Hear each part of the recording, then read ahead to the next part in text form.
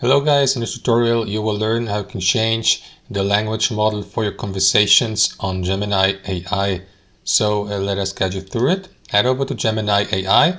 Let me access this conversation I had with the artificial intelligence here. So what you want to do, guys, before or after entering your prompt here, you may click into this drop-down menu at the top and simply switch to another available language model, like for example this one here or that one.